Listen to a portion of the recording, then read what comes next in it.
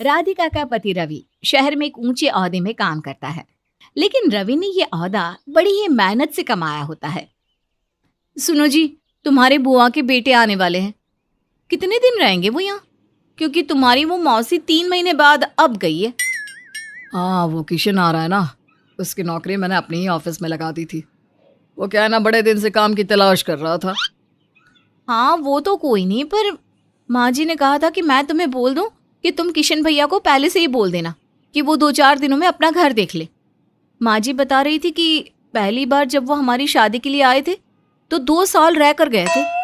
हाँ हाँ, पर उस वक्त की बात अलग थी। कोई ना, मैं बोल दूंगा। राधिका के घर रवि की बुआ का बेटा आ जाता है और फिर, अरे राधिका, ये देखो मैंने तुम्हारे लिए क्या लाया हूँ। ओ कितना प्यारा सूट है भैया। क्या बात है किशन, भाई के लिए भी कुछ लेता होता। हाँ हाँ, क्यों नहीं, पर भाभी को खुश रखना जरूरी है। चलो मैं नीचे जा रहा हूँ, सब्जी तरकारी कुछ लाना है तो बता दो। हाँ वो आलू खत्म हो रहे हैं तो, लेकिन आपको पता है कहाँ मिलेंगे? हाँ हाँ, क्यों नहीं, मैं तो इस एरिया में 2 साल रह चुका हूँ, एक एक दुकान वाला जानता है मुझे। बस रवि जल्दी से कुछ पैसे दे दे आलू लाने के लिए। वो क्या है ना, देर हो गई तो वो कल्लू की दुकान बंद हो जाएगी। राधिका को बड़ा गुस्सा आता है कि 1 किलो आलू के पैसे भी रवि से लेगा। अगले रोज, राधिका, राधिका रेडी हो गई? चलो तुम्हें ऑफिस छोड़ते हुए मैं भी चला जाऊंगा। क्या बात है, मियाँ बीवी दोनों साथ साथ। हाँ यार, महानगर की जिंदगी पता ही है ना, 2 पहिया है, दोनों मियाँ बीवी बैठ कर निकल जाती है। राधिका जैसे तैसे निकल कर आती है। सुनो, आज तुम जाओ, मैं अकेले चली जाऊंगी। वो क्या है ना, भैया का नाश्ता भी तो बनाना है, वक्त लग जाएगा और तुमको देर ना हो जाए। ये हुई ना बात। वो क्या है ना, मैं भी बस से जाता हूँ तो बहुत परेशान हो जाता हूँ। अब रवि और मेरा ऑफिस एक ही है तो साथ ही निकल जाएंगे। हाँ पर वो तो मैं जाती हूँ रोज, आज थोड़ा वक्त हो रहा था तो खैर। राधिका उस रोज अकेली बस के धक्के खाते हुए ऑफिस जाती है और वापसी के वक्त, राधिका, वो क्या है ना, किशन मेरे साथ है, तो तुम बस से ही घर चली जाना ना। अरे लेकिन आज मैं बहुत थक गई हूँ तो खाना। अरे हाँ हाँ, चिंता ना करो, खाना बाहर खा लेंगे बस। ऐसा पहले भी होता था, जब राधिका थक जाती थी तो रवि और वो बाहर खाना खा लिया करते थे, लेकिन अब तो किशन भी है तो होटल में। तो क्या खाना है मैडम? अरे तुम भी कैसी बात कर रहे हो, जो हमेशा खाते हैं, तड़का दाल और तंदूरी रोटी। बजट फ्रेंडली क्यों? अभी बुलाता हूँ वेटर को। रवि वेटर को बुलाता है। जी सर, क्या लेंगे, क्या लगा दूं? रवि और राधिका कुछ बोलते उससे पहले ही किशन, एक काम करो, एक बटर मसाला पनीर, रायता, दाल मखनी और हाँ एक तंदूरी ले आना, ठीक है ना? क्या बोलते रवि और राधिका। भाई अब उनकी जेब में कितना है, कैसे बचाना है, कितना खाना है, क्या खाना है, ये दोनों ही डिसाइड करेंगे, लेकिन यहाँ तो मजा आ जाएगा आज। अच्छा है, रोटी लाते रहना जब तक ना ना बोल दे, क्यों? तो जो बिल आज तक 200 रुपए का आता था, आज 2000 का था। राधिका सोचती है इससे अच्छा था कि घर में खिचड़ी ही बना लेती, लेकिन अब तो गए वो दिन कि दिहाड़ी खाने में घर में राधिका। यार ये सूट पहनकर सोने की आदत नहीं है, मैक्सी पहन नहीं सकती भैया के कारण। अरे कमरे में पहन लो ना, सुबह बदल लेना बाहर जाने से पहले। रहने दो, इतनी हिम्मत नहीं बची है, पहले ही थक चुकी हूँ। रात कुछ पहनो, सुबह कुछ पहनो। अगले रोज फिर वही हाल। किशन की डाइट रवि और राधिका को मिलाकर 2 गुनी थी। राधिका सुबह का नाश्ता बनाती, लंच बनाती, वो तो थक जाती है और फिर, राधिका चलो, ऑफिस के लिए देर हो रही है। भाई राधिका जाएगी तो मैं कैसे जाऊंगा? राधिका जो खाना नाश्ता बनाकर थक चुकी थी, वो कैसे रवि के साथ जाती, मना कर देती है। अब तो ऐश से किशन जाता हर रोज और राधिका लटक लटक कर बस से जाती। लेकिन 4 दिन बाद, देखिए आप प्लीज किशन भैया से बात कर लीजिए कि वो घर ले ले, अब मैं नहीं कर पाऊंगी। हाँ मैंने बात तो की थी, लेकिन वो कह रहा था कि सैलरी आ जाए तो वो चला जाएगा। राधिका को भी लगता है कि चलो पैसे नहीं होंगे, तभी तो आलू तक के पैसे मांगता है। वो मान जाती है। अगले दिन राधिका की सास का फोन आता है। क्या बात है राधिका, किशन गया कि नहीं? माँ, उनके पास पैसे नहीं है। तो हो सकता है। सास तो समझ रही थी कि उनके रिश्तेदार कैसे कैसे हैं, बस एक बार घर में घुसने की देर है। देख बेटा, तू ना रवि के पीछे लग जाना कि इसे दूसरा घर दिला दे, नहीं तो सालों साल ये यहीं रहेगा। राधिका को समझ में नहीं आता कि सास आखिर ऐसा क्यों बोल रही हैं। अभी कुछ ही दिन बीते थे कि अरे राधिका, वो चाचा जी का बेटा है ना सुरेश, वो भी आ रहा है। उसे भी काम की तलाश थी तो। इस बार राधिका को गुस्सा आ जाता है। क्या मजाक है ये? रोज रोज कोई ना कोई शहर सेटल होने आ रहा है, लेकिन मेरी नौकरी का क्या? हमारा घर भी हम दोनों के काम से ही चल रहा है। चल रहा है नहीं, चल रहा था। देखो, सपोर्ट तो करना होगा ना, वरना कैसे चलेगा। क्या करती राधिका? बेचारी सारे लोगों का खाना बनाती, सबके कपड़े धोती, सबके बर्तन धोती और फिर ऑफिस पे जाती। कोई समझे ना समझे, लेकिन राधिका की सास भली भांति समझती कि उसकी बहू के साथ भी वही हो रहा है जो उसकी पति और ससुराल वालों ने उसके साथ किया। सास अपनी ननद को फोन करती है। कैसी है दीदी? मैं अच्छी हूँ भाभी, आप बताएं। दीदी, वो किशन रवि के पास है। अब आप जानती है ना कि राधिका भी नौकरी वाली है। किशन और भैया के बेटे के कारण वो नौकरी पर ध्यान भी नहीं दे पा रही, तो घर संभालने के लिए किशन की बीवी को आप ना शहर भेज दे। फिर तो किशन को अलग घर लेना ही है, उसकी बीवी भी शहर के तौर तरीके देख लेगी। नहीं नहीं दीदी, राधिका को बोलो कि बहू है, ससुराल वालों का ध्यान तो रखना ही होगा। अब किशन की बीवी यानी हमारी बहू हमें देखे कि राधिका की गृहस्थी देखे हैं? सास को गुस्सा आ जाता है। ये सही है, एक तो बेटा फ्री में रह रहा है, नौकरी लगा कर दे दी, लेकिन फिर भी उसकी बहू को परेशानी झेलनी पड़ रही है। लेकिन क्या करे, जब उनका खुद का बेटा नहीं समझ रहा तो किसी से क्या उम्मीद करे। वहीं अब राधिका के ससुराल में किसी न किसी का आना जाना लगा ही रहता है। फिर एक रोज, राधिका, वो शाम को ना किशन के घर से उसकी बीवी और बच्चे आ रहे हैं, तो खाने में नॉनवेज बनाना। हाँ राधिका, वो क्या है ना, माँ बेचारी नॉनवेज खाने को नहीं देती, तो बोल रही थी कि भाभी को ही बोल देना तेरी कि चिकन बना ले। हाँ, पर आज तो मेरा व्रत है, कल देखती हूँ। हाँ, तो तुम नहीं खाना ना। बेचारी का मन भी था कि वो नॉनवेज खाए, क्या करूं मैं। रवि राधिका को आंख दिखाता है। राधिका भी क्या करती, वो भी सोच लेती है कि ये उसी के घर में रहकर तानाशाही वाला खेल नहीं चलेगा। वहीं शाम को, ओहो दीदी, कैसी हो? बड़े दिन से मन था कि शहर आऊं। वाह, कितना प्यारा घर है आपका। अब तो तुम्हारा भी शहर में प्यारा घर हो जाएगा। बच्चे का एडमिशन भी देख लो। ना ना, कहाँ दीदी, अब तो जानती है ना, मेरा मायका भी गांव के पास ही है, मैं ना हूँ शहर। बाकी ये तो यहाँ रह रहे हैं। वैसे भी शहर में किराए का मकान लेना बड़ा महंगा होता है ना दीदी। राधिका हैरान कि भाई तेरा पति हमारे घर में रहेगा हमेशा के लिए, ये कब डिसाइड हुआ? और हो भी गया है तो एक बार तो बता दो या पूछ लेते कि हमें तो कोई प्रॉब्लम नहीं है। लेकिन किशन की सैलरी तो अच्छी है, वो घर अफोर्ड कर सकता है। और वैसे भी दूसरे के घर में कब तक। अरे भाभी, कैसी बात कर रही हैं? हम परिवार हैं। पापा जी भी यहाँ 13 साल थे, यहीं रहकर उन्होंने किशन को पढ़ाया लिखाया। हाँ, लेकिन तब मेरी सास का जमाना था, तब शायद हालात कुछ और थे। माँ जी घर में रहती थी, लेकिन मैं नहीं। तुम आकर यहाँ रहो, घर का काम करो मेरे साथ मिलकर, फिर मुझे कोई दिक्कत नहीं है। जब तुम वहां सोकर उठती हो ना, तब मैं यहाँ तुम्हारे पति को सुबह का नाश्ता कराकर दिन का खाना बांधकर भेज चुकी होती हूँ। वैसे भी पति को संभालना पत्नी का काम होता है, ना कि रिश्तेदारों का। किशन सारी बात सुन रहा था। राधिका, किशन बोल रहा है कि वो चला जाएगा। मैं सब जानती हूँ। पिछली बार भी किशन भैया हमेशा ये कहते थे कि वो चले जाएंगे।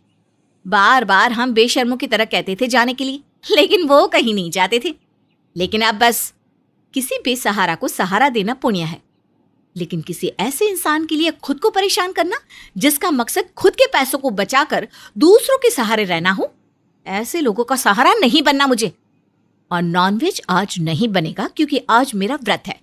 मैं सोने जा रही हूँ। कल सुबह का सारा काम किशन भैया की बीवी करेगी। Good night. राधिका कमरे में आ जाती है और सास को फोन करके सारी बात बताती है। ठीक किया राधिका, ये काम मैं जीवन भर नहीं कर पाई और घर को आश्रम बनाकर रख दिया। वेरी गुड बेटा। अगली सुबह किशन की बीवी और राधिका मिलकर घर का सारा काम करती है। राधिका ऑफिस जाती है और शाम को जब लौटती है तो मैंने ना 2 घर देख लिए हैं, इस बार शिफ्ट हो ही जाऊंगा। बिल्कुल भैया, भले ही आपको मेरी बात बुरी लगी हो, लेकिन दूर का प्यार ना हमेशा बना रहता है। आते रहिएगा। अब कोई भी रिश्तेदार आता तो कुछ दिनों के लिए, ना कि सालों साल के लिए। अरे भाई, भाभी के फोन पे फोन आ रहे हैं और तू बस फोन काट कर हमारे साथ बातों में लगा हुआ है। भाई क्यों नहीं उठाता फोन भाभी का? अरे यार, अब मेरे बर्दाश्त की हद पार हो गई है। पता नहीं किस घड़ी में मैंने शादी करने के लिए यहाँ बोल दी थी। अरे मेरी जिंदगी की वाट लगाकर रख दी तेरी भाभी ने। तेरा मतलब क्या है? तू भाभी के साथ खुश नहीं है क्या? अरे भाई, तेरी भाभी के साथ मैं तो बहुत खुश हूँ, लेकिन मेरी माँ उसके साथ खुश नहीं है। मेरा घर ना अखाड़ा बन गया है, अखाड़ा, जहाँ दिन भर ये दोनों सास बहू दांव पेच खेल कर एक दूसरे को पटखनी देने के तरीके सोचती रहती हैं। अरे भाई, ये क्या बोल दिया तूने? सेम यही स्टोरी मेरे घर में चल रही है। माँ मेरी बीवी को देखना नहीं चाहती और बीवी माँ को। सांप और नेवले जैसा हाल है दोनों का। ऋषि भाई, जतिन की अभी शादी नहीं हुई है ना, इसलिए ये अभी हमारा दर्द नहीं समझ सकता। जब तक ये शादी का लड्डू खा ना ले, इसका स्वाद ललचाता ही रहता है, और खाने के बाद बंदा जीवन भर यही सोचता है, मैंने ये लड्डू चखा तो क्यों चखा। हाँ, खुद तो दोनों शादी करके बैठे हुए हो और मुझे ज्ञान दे रहे हो कि मैं शादी ना करूं। देख भाई, तू कुएं में कूद जा, मैं तुझे नहीं रोकूंगा, लेकिन शादी मत करना मेरे भाई, शादी मत करना। जिंदगी की वाट लग जाती है, ना हंसा जाता है ना रोया। बीवी की मानो तो माँ ताने देती है, माँ की सुनो तो बीवी मुंह फुला लेती है। अरे यार, अपने ही घर में बंदा हंसना भूल जाता है। दोस्तों की बात सुनकर मनीष वाकई में बहुत परेशान हो गया था, क्योंकि वो अक्सर अपने दोस्तों से सास बहू के झगड़े की कहानियां सुनता रहता था। मनीष एक सॉफ्टवेयर इंजीनियर था, एक बड़ी कंपनी में अच्छे पद पर नौकरी भी कर रहा था और अपने माता पिता का इकलौता बेटा था। शादी की उम्र हो गई थी, इसलिए घर वाले शादी के लिए दबाव डाल रहे थे। मनीष बेटा, इतने रिश्ते आ रहे हैं, मुझे समझ में नहीं आता रिश्तेदारों को क्या कहकर मना करूं। तेरी ताई जी तो कब से मुंह बनाए बैठी है कि पता नहीं हमें उनकी बताई लड़की से अपने बेटे की शादी करने में क्या एतराज है। अब बताओ क्या जवाब दे? यही कि हमारा बेटा ब्रह्मचारी बनकर रहना चाहता है, वो शादी नहीं करेगा। अरे मम्मी, मेरी शादी की चिंता में ताई जी क्यों घुली जा रही है? आप उनको बोल दो कि जब मेरा मन करेगा तब मैं शादी कर लूंगा। अरे अभी मेरी इच्छा नहीं है तो कोई जबरदस्ती है क्या? ठीक कहती थी तुम्हारी दादी कि एक लड़का और पैदा कर लो। अगर आगे चलकर औलाद निकम्मी निकल जाए तो माँ बाप का समाज में उठना बैठना दुश्वार हो जाता है। अरे कितनी उम्मीदें लगाई थी कि बेटे की शादी करके बहू लाऊंगी और अपने सारे अरमान पूरे करूंगी। मुझे क्या पता था कि मेरा नालायक बेटा शादी करने के लिए तैयार ही नहीं होगा।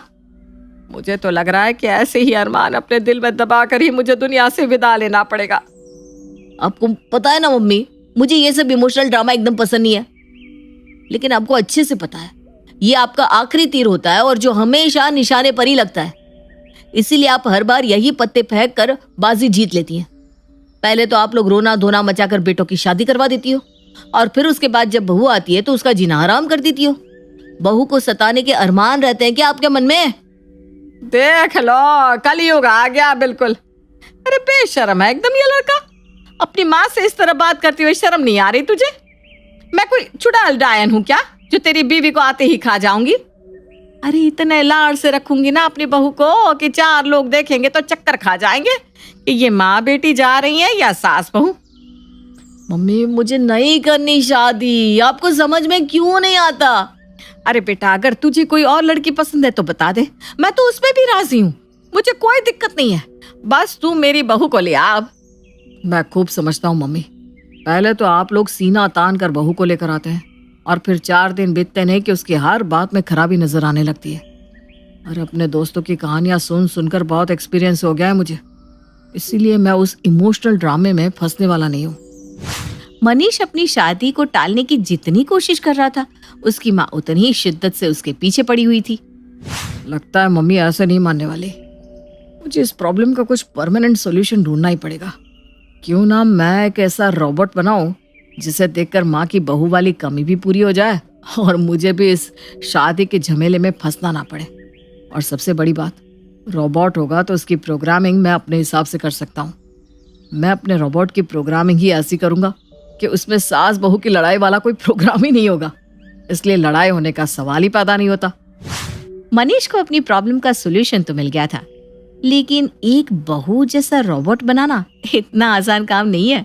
महीनों की मशक्कत के बाद आखिर मनीष एक रोबोट बनाने में कामयाब हो जाता है और उसे लेकर अपनी माँ के पास जाता है। मम्मी, आप कहती थी ना अगर मुझे कोई लड़की पसंद है तो मैं उसे ले आऊं, अब आपको उससे कोई दिक्कत नहीं होगी तो ठीक है, आज मैं आपको उस लड़की से मिलवाने वाला हूँ जिससे मैं प्यार करता हूँ।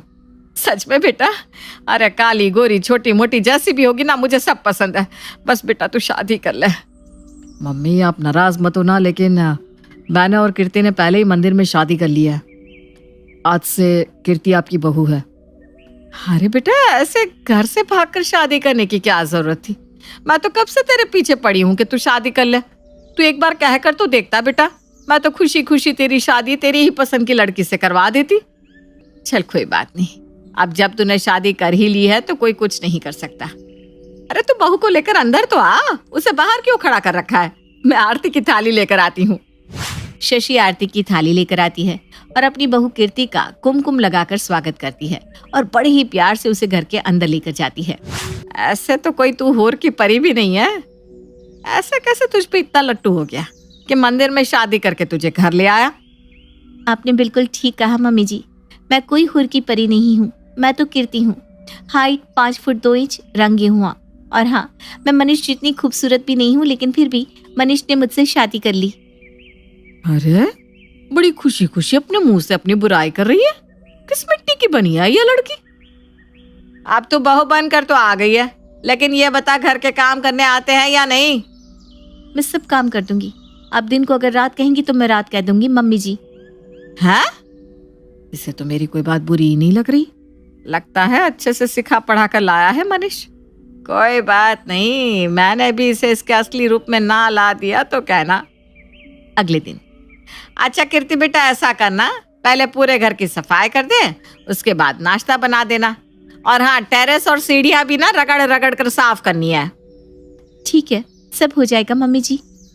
थोड़ी देर बाद, सब काम हो गया है, और कोई काम हो तो बता दीजिए ना मम्मी जी। क्या तूने सब काम कर भी दिया? अरे कोई भूत वूत है क्या तू? इतना बड़ा 2 मंजिला घर तूने 15 मिनट में साफ कर दिया? मैंने सब काम कर दिया है, आपको यकीन ना हो तो आप जाकर चेक कर लीजिए, सब कुछ बिल्कुल चकाचक हो गया है मम्मी जी। मैंने तुझे कहा था ना कि सफाई हो जाए तो नाश्ता बना लेना। यहाँ खड़े होकर मेरा दिमाग क्यों चाट रही है? फिर जा जाकर नाश्ता बना, मुझे जोर की भूख लग रही है। नाश्ते में क्या बनाना है ये तो आपने बताया ही नहीं मम्मी जी। अरे जो तुझे आता है वो बना ले। पूछ तो ऐसे रही है जैसे 56 भोग बनाने आते हैं तुझे। 56 नहीं, 105 तरह के बनाने आते हैं मम्मी जी। क्या? 105 तरह के? अरे किसी होटल से भागी हुई शेफ है क्या तू? 105 तरह के? मुझे तो लग रहा है कि कोई होटल का शेफ भी बनाना नहीं जानता होगा। आपने बताया नहीं आप नाश्ते में क्या खाएंगी मम्मी जी। अरे बेटा, काम ना करके सास को परेशान करने वाली तो मैंने बहुत सी बहुएं देखी हैं। तू पहली बहू है जो काम कर करके मुझे परेशान कर रही है। अरे कुछ भी बना ला बेटा, मुझे तो घबराहट सी हो रही है तेरे तेवर देखकर। ठीक है, जैसा आप कहें मम्मी जी। हे भगवान, ये बहू है या उल्टे पैर वाली भूतनी? काम का नाम लेते ही काम निपटाकर फिर मेरे सामने आकर खड़ी हो जाती है। अरे ऐसी कौन सी बहू होती है? कुछ देर बाद, आपके लिए नाश्ता बनकर तैयार हो गया है मम्मी जी। मनीष ने कहा था आपको आलू के पराठे, पनीर के पकौड़े और इडली सांभर बहुत पसंद है, इसलिए मैंने आपके लिए सब कुछ बना दिया है मम्मी जी। क्या कहा? सब कुछ बना लाई तू एक साथ? जी मम्मी जी, अब क्या करना है बताइए मम्मी जी। देख बेटा, अब तू जाकर अपने कमरे में बैठ जा। तू ऐसे सर पर खड़ी रहेगी ना तो मुझसे खाया भी नहीं जाएगा। मम्मी जी कहकर दिमाग हिलाकर रख दिया इसने मेरा। ठीक है, जैसा आप कहें मम्मी जी। धीरे धीरे दिन बीतते जा रहे थे। शशि चाहे बहू कीर्ति को जितना भी काम बता दे, उसके माथे पर जरा सी भी शिकन ना आती। जिन बातों पर अक्सर घरों में महाभारत छिड़ जाया करती है, उन बातों को भी कीर्ति मुस्कुराकर सुन लेती और अपने काम में लगी रहती। एक दिन, और बताओ मम्मी, क्या हो रहा है? आपकी बहू आपके साथ अच्छे से तो रहती है ना? क्या बात है, आप खुश नहीं लग रही हैं? पहले कहती थी शादी कर ले तो मुझे खुशी मिलेगी, अब मैं शादी करके बहू ले आया तो भी आपकी शक्ल पर 12 बजे हुए हैं। अरे बेटा, तूने शादी से पहले पता किया था कुछ इसके बारे में? पक्का लड़की ही है ना ये? कोई चुड़ैल वुड़ैल तो नहीं है? अरे मम्मी, बस शादी को कुछ दिन हुए नहीं, क्या आ गई आप अपने सास वाले रवैये पर? कल तक तो कहती थी काली गोरी छोटी मोटी कैसी भी ले आ, और अब मैं इतनी सुंदर सर्वगुण संपन्न बहू लेकर आया हूँ तो वो भी आपको चुड़ैल नजर आ रही है? अरे बेटा, मेरा वो मतलब नहीं है। इतना तो मैं यकीन से कह सकती हूँ कि ये लड़की इंसान तो पक्का नहीं है। अरे कोई लड़की इतनी जल्दी इतना सारा काम कर ही नहीं सकती। इससे दिन के 8 घंटे भी काम करा लो तो इसके माथे पर शिकन नहीं आती, और हर बार आकर यही पूछती है, और कोई काम है क्या मम्मी जी? अच्छा, तो वो बिना नकुर किए आपके बताए सारे काम कर रही है, तो मतलब वो इंसान नहीं भूत प्रेत है, यही ना? अरे बेटा, उसमें बहू वाले कोई लक्षण ही नहीं है।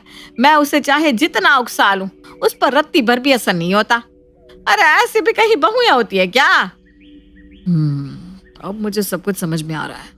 मतलब यह है कि आपके अंदर की माँ बहू को प्यार करते करते थक गई है, इसलिए अब आपके अंदर की सास बाहर आना चाहती हैं। चूंकि कीर्ति आपको सास बनने का और घर में कलेश करने का मौका नहीं दे रही, तो आपकी ईगो हर्ट हो रही है। सही कहा ना? राम राम राम, देखो तो क्या जमाना आ गया है। आजकल के बेटे तो माँ को ही गलत ठहराने पर तुले हैं। अरे बेटा, अभी शादी को चंद दिन हुए हैं और तूने अपने सुर बदल लिए। अब चाहती क्या हो माँ? अगर बहू काम करने से इनकार कर दे तो आप कहेंगी बहू कामचोर है। अगर वो कहती है मैं काम करके थक गई, तो आप कहती जरा सा काम करके थक जाती है, बहू के अंदर जरा सा भी दम नहीं है।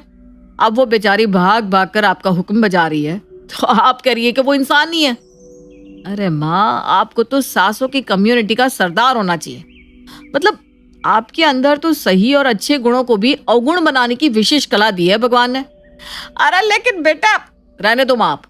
आपको नहीं लगता कि आपको उसकी तारीफ करनी चाहिए थी कि आपके कहने से पहले वो आपकी पसंद के तरह तरह के पकवान बनाकर टेबल पर सजा देती है, आपका घर शीशे की तरह चमका कर रखती है, आपकी हाँ में हाँ मिलाती है? बात तो तेरी सही है बेटा, शायद मैं कुछ ज्यादा ही सोच रही थी। अच्छा ठीक है, तू जाकर अपने कमरे में आराम कर ले। हे भगवान, आज तो मैंने सब संभाल लिया, लेकिन लगता है कीर्ति की आउटपुट स्पीड कम करनी पड़ेगी। अगर वो इसी स्पीड से काम करेगी तो आज नहीं तो कल मम्मी को उस पर शक हो जाएगा। मनीष कमरे में जाकर कीर्ति की आउटपुट स्पीड को थोड़ा कम कर देता है ताकि उसकी स्पीड ह्यूमन स्पीड से मैच करने लगे। अगले दिन, बेटा, ये कॉलोनी में जो किटी होती है ना, उसका एनुअल सेलिब्रेशन है, तेरे लिए इनविटेशन आया है। एक्चुअल में हमारी सोसाइटी में सास की किट्टी अलग होती है और बहू की अलग। अब तू भी आ गई है तो तू भी ज्वाइन कर ले बहुओं वाला ग्रुप। ठीक है मम्मी जी, किटी पार्टी में। अरे यार, मेरी सास ने तो मेरा जीवन दुश्वार करके रख दिया है। मैं उनके लिए चाहे जितना भी कर लूं, उनको कभी संतोष नहीं होता। अब तो मैंने भी जवाब देना सीख लिया है। आखिर कोई कब तक बर्दाश्त करे? बिल्कुल ठीक कह रही हो तुम सोनल। मेरी सास को भी ना बहुत शौक था मुझसे काम करवाने का। शुरू में तो मैं दिन भर काम में लगी रहती थी, कभी सफाई करती, कभी उनकी पसंद का खाना बनाती। लेकिन क्या बताऊं, मेरी सास का मुंह टेढ़ा ही रहता। फिर तो मैंने सीख लिया, एक कान से बातें सुनकर दूसरे कान से कैसे निकाली जाती है। अरे यार, हमारी शादियों को तो सालों बीत गए हैं और हम पके चावल होकर ढीठ बन चुके हैं। नई शादी तो कीर्ति की हुई है, इसके घर में जरूर रोज नए नए धमाके हो रहे होंगे। मेरे घर में तो अभी तक कोई धमाका नहीं हुआ।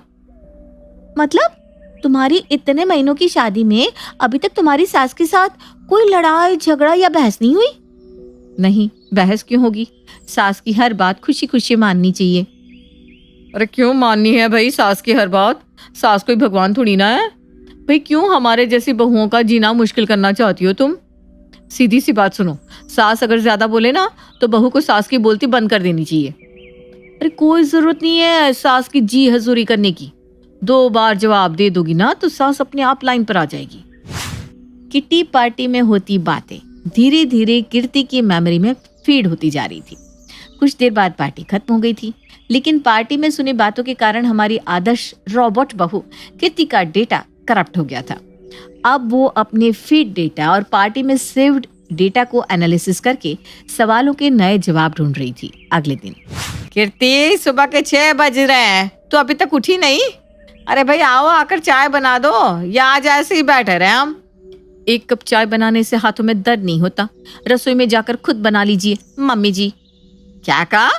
मुझे उल्टा जवाब दिया तूने? तेरी इतनी हिम्मत?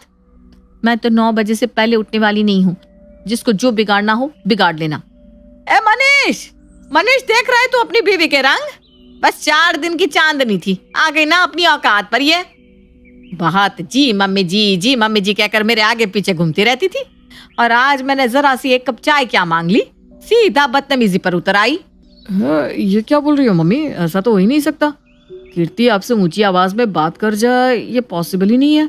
अच्छा, मैं झूठ बोल रही हूँ क्या? अच्छा मम्मी आप जाओ, मैं इसे समझाता हूँ। शशि के जाने के बाद, ऐसा कैसे हो सकता है? मैंने तो इसकी प्रोग्रामिंग ही ऐसी कर रखी है कि ये झगड़ा कर ही नहीं सकती। फिर इसे क्या हो गया? मनीष कीर्ति की मेमोरी को रिफ्रेश करके थोड़ी देर में बाहर आ जाता है। अरे ये क्या कपड़े पहन रखे हैं? आज से तुझे रोज बस साड़ी ही पहननी है। अच्छे घर की बहुएं ऐसे कपड़े पहनती है क्या? और सुबह जल्दी उठने की आदत डाल ले। सुबह जल्दी उठकर मंदिर में दीपक जलाने के बाद ही घर में कोई भी काम करना। मेरा मन जो करेगा मैं वो पहनूंगी। आपको साड़ी ज्यादा पसंद है तो आप पहनो, मुझे ये सब बताने की जरूरत मत करना। मैं कुछ कह नहीं रही हूँ तो क्या आप बोलती चली जाएंगी? अरे थक गई हूँ आपकी बातें सुन सुनकर। कभी कहती हो खाना बनाओ, कभी चाय बनाओ, कभी साड़ी पहनो, कभी जल्दी उठो। बहुत बोल लिया आपने, अब बस। कीर्ति ये क्या कर रही हो तुम? ये कैसी बात कर रही हो? चलो अंदर। तू चुप रहे मम्मी की चमगादड़, बोलना मत, नहीं तो मुझसे बुरा कोई नहीं होगा। कीर्ति की बात सुनकर बेचारा मनीष गहरे सदमे में पहुंच गया था, और उसे समझ में आ गया था कि सास बहू का रिश्ता ऐसा है कि उसके सामने इंसान तो क्या, रोबोट भी अपनी प्रोग्रामिंग भूल सकता है।